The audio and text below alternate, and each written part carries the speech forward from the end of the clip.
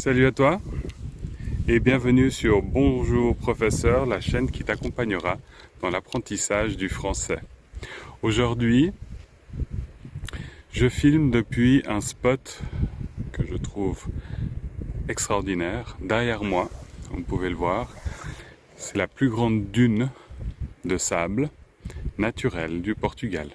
Ok, c'est à Salir do Porto. Et en face de moi, c'est la ville de São Martinho do Porto.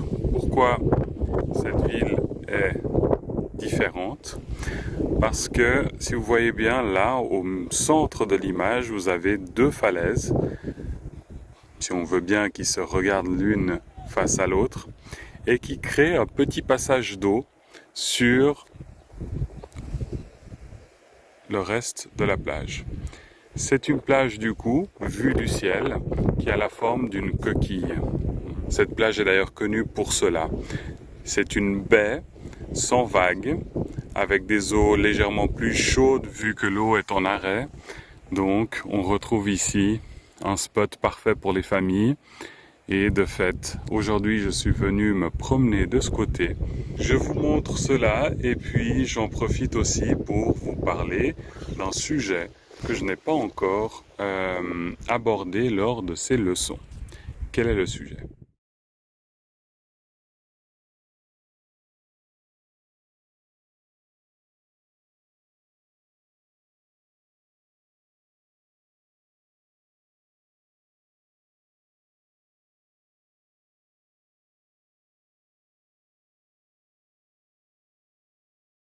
Pour vous parler justement de quelques marques, hein, à l'oral du français familier. C'est-à-dire, on ne parle pas comme on écrit, pas toujours.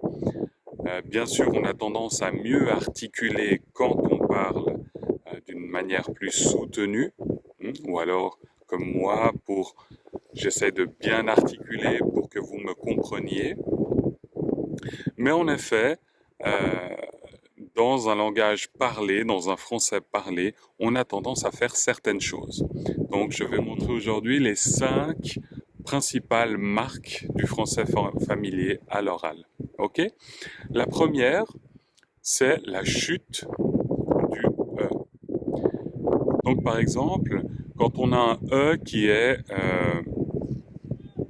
au milieu d'un mot, comme par exemple samedi, on ne dira pas samedi, on dira samedi.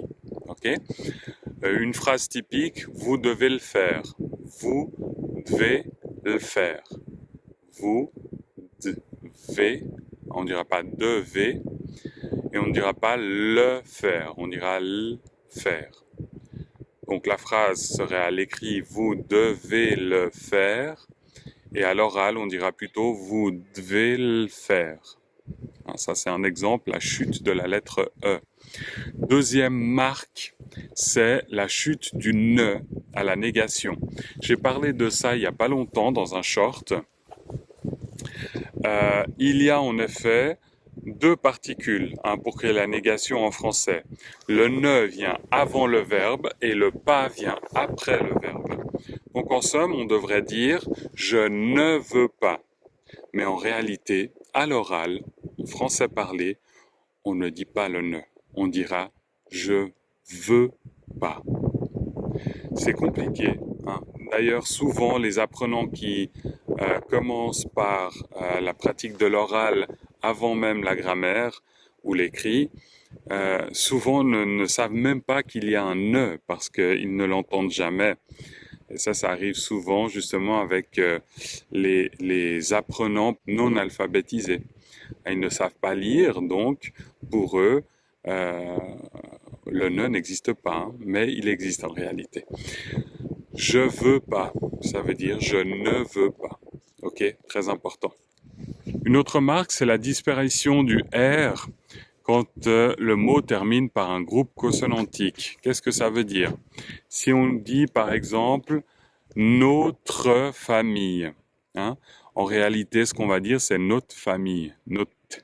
Hein, on ne dit pas le R, en l'occurrence, donc on ne prononce pas ce R.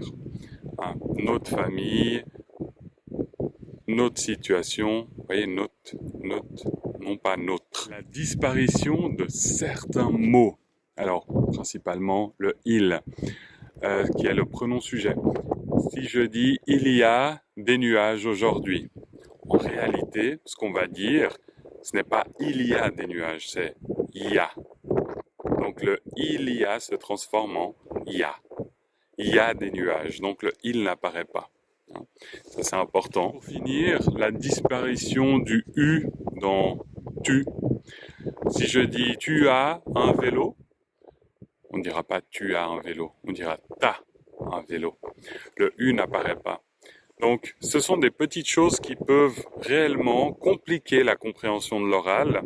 Il y en a bien d'autres. Là, je vous ai donné les 5 principales d'un niveau intermédiaire. J'espère que cette vidéo a pu vous être utile. Donc, n'oubliez pas 5 marques différentes du français oral. Au plaisir.